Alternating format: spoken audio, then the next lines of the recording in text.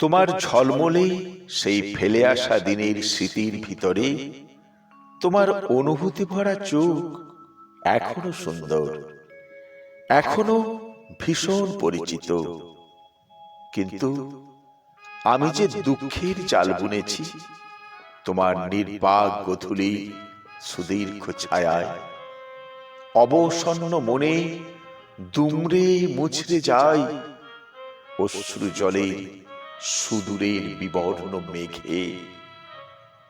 তুমি হয়তো জানো না যে আমি কিন্তু ভালো নেই, জানার ইচ্ছেও হয়তো নেই।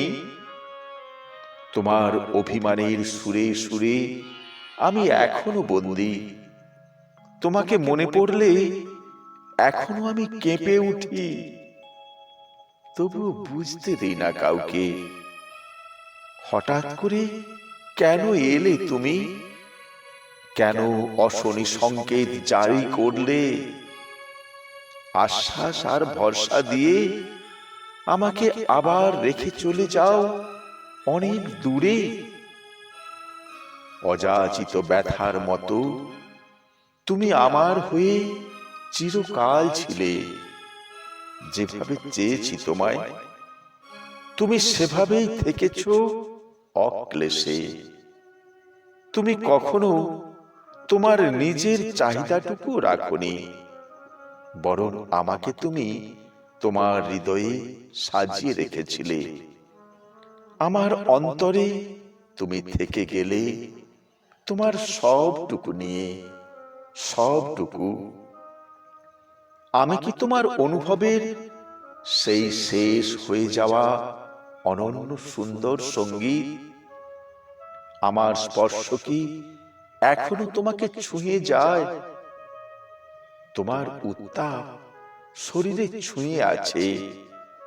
অস্থির মনে মনে বলি, আমার অনুভূতি কি প্রকৃতি হয়ে ছুঁয়ে যায় তোমায়, ভাবায়? আমার অনুভূতি কি এখনো তোমার নিঃশ্বাসে বিশ্বাসে ছুঁয়ে যায়?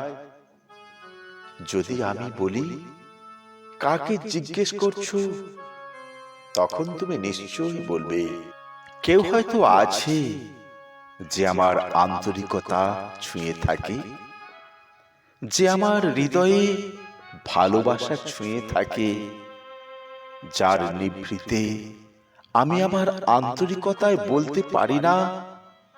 সেই সব ফেলে আসা ভালোবাসা কোথায় গেল, কোথায়? আমি জানি তোমার অন্তরে বিন্দু বিন্দু ব্যথায় কোঁকিয়ে উঠেছে, যা আমাকে ভুলতে দেয়নি, যা তোমাকে এখনো আপন করে আমার কাছে। তুমি এখনো পুরোপুরি শেষ হয়ে যাওনি আমার হৃদয় মাঝে। আমার বিশ্বাসের ভরসায় তুমি আজও অনন্য অনুভব হয়ে বেঁচে আছো। তবু আমরা হারিয়ে যাইনি।